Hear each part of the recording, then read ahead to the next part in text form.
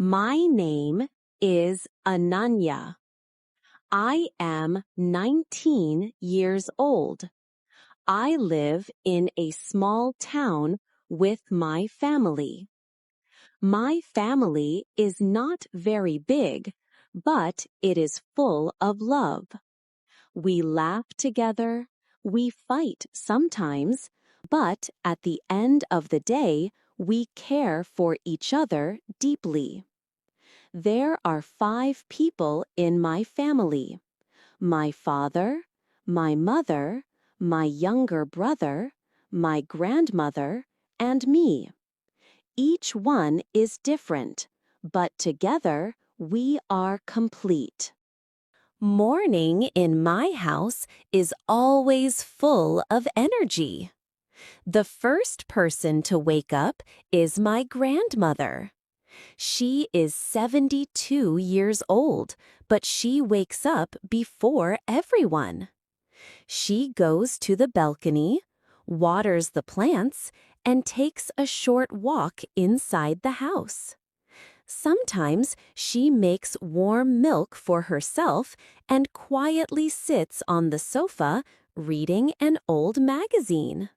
My mother wakes up next. She goes straight to the kitchen. Soon, the smell of fresh tea and breakfast fills the house. Sometimes it is parathas, sometimes idlis, and sometimes just bread and butter. My father is not an early riser. He wakes up a little late, but once he is awake, he gets ready quickly for his office. He always checks his phone for news and weather before leaving. I usually wake up around 6:30. My alarm rings, and sometimes I press snooze. But if my mother calls loudly, I have no choice but to get up. I brush my teeth, wash my face, and get ready for college. My younger brother, Arav, is the last one to wake up. He is 14 years old and still in school.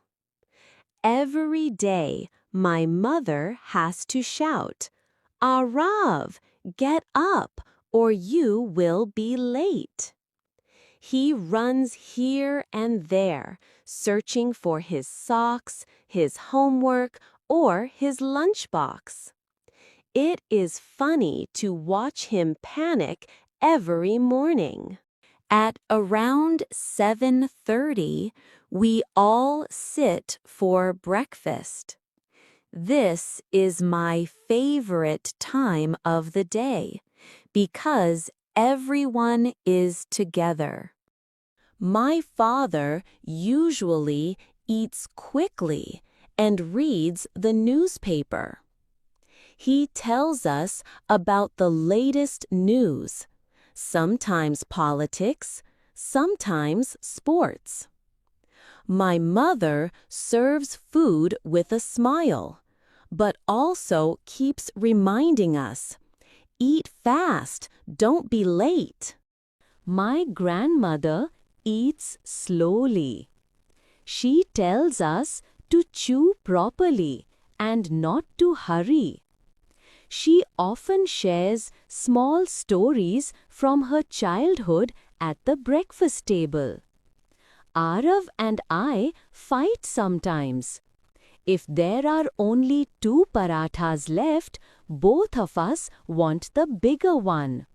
My mother scolds us, but my father laughs and says, "This is normal brother-sister love." My father is 45 years old. He works in a bank. He is serious about his job, but at home he becomes funny and light-hearted. He loves cricket. Whenever there is a big match, he forgets everything else. He even shouts at the TV as if the players can hear him. But he is also my biggest support. Whenever I feel nervous about exams or future, he says, "Ananya, hard work never fails. Do your best and don't be afraid." His words give me confidence. My mother is 42 years old. She is a school teacher. She teaches mathematics, but she is also the best cook in the world. She manages everything: home, school, and us. She is patient, but when she is angry, the whole house becomes silent. Still, her anger never lasts long. She always hugs us after scolding. Every evening, she asks me about college. She gives me advice and says, "Education will give you wings. Use them wisely." Arav is my younger brother. He is naughty, but also very sweet. He loves playing video games and cricket with his friends. At home, he troubles me all the time. Sometimes he hides my books. Sometimes he takes my phone without asking. But when I am sad, he is the first one to cheer me up. We share secrets too. If I buy chocolates, I hide them in my cupboard. He always finds them.